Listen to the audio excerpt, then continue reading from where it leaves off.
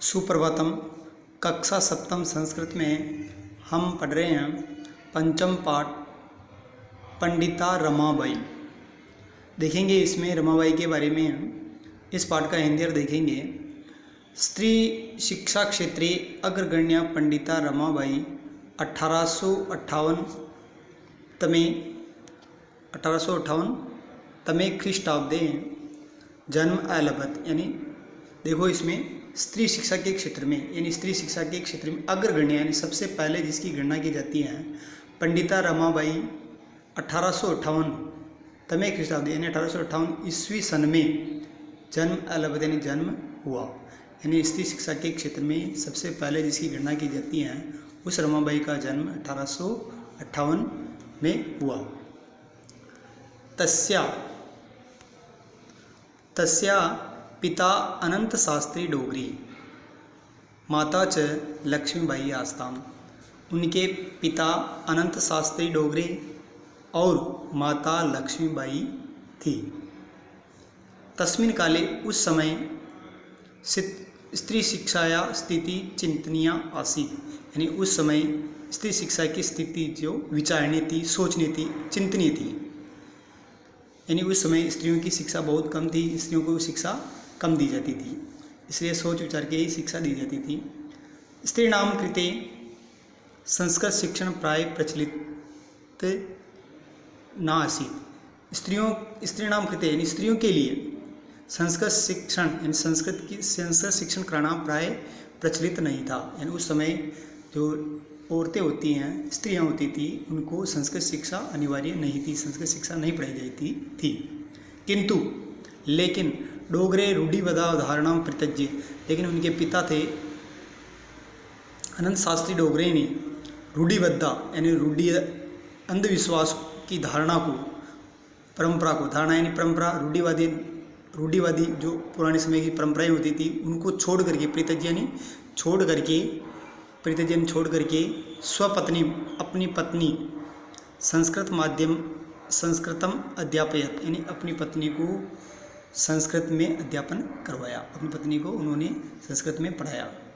एतद अर्थम स समाजस्य प्रताड़नम अपि असहत।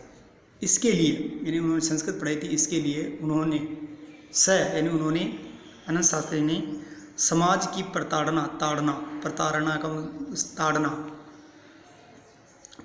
भी सहन की।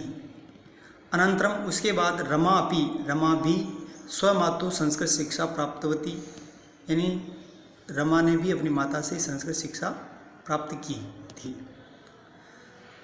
कालक्रमेण समय परिवर्तन के साथ रमाया पिता विपिन्न जाता, यानी समय के अनुसार रमा के पिता जो गरीब हो गए। तस्या पितृ ज्येष्ठ भगिनी च दुर्भिक्षिता विद्विंगता, यानी तस्या पितृ यानी उनके माता पिता और ज्येष्ठ भगिनी यानी उसकी बड़ी बहन दुर्भिक्ष पीड़िता, यानी अकाल में पीड़ित होने से, दुखी होने से, भूखे रहने से, द्विंगता यानी मर गई। अकाल से दुर्भिक्ष के कारण, अकाल के कारण वो मर गई, देहांत हो गया। तदंतरम उसके बाद रमा स्वज्येष्ठ भ्राता, उसके बाद रमा स्वज्येष्ठ भ्राता यानी अपने बड़े भाई के साथ पदभ्याम पैदल समग्र भारतम अभ्रमत, पूरे भारत में भ्रमण किया या घूमी। भ्रमण के समय सा कोलकाता में प्राप्त, वह कोलकाता पहुंची। संस्कृत विदुषीण, संस्कृत के विदुषी होने के कारण, संस्कृत में विदुषी होने के कारण सा तत्र पंडिता, वह रमाबाई वह वहाँ पंडिता और सरस्वती चाहिए, पंडिता और सरस्वती आदि उपाधियों से विभूषित हुई, यानी विभूषित किए गए, उसको उपाधियाँ प्रदान की गई।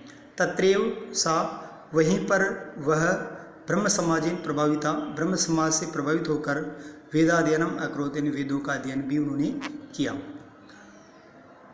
पश्चात सा उसके बाद वह स्त्रीणाम कृते, स्त्रीणाम यानी स्त्रियों के लिए वेदादिना, वेद आदि शास्त्राणाम, शास्त्रों की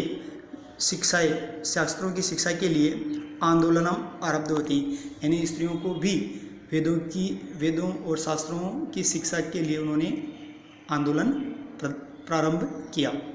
आज तक हम यहीं पढ़ेंगे, आगे का पाठ हम कल पढ़ेंगे। यहाँ तक आप हिंदी और देखना और कठिन शब्द हो तो उसको लिखना और वापस पहुँचना। जय श्री कृष्ण।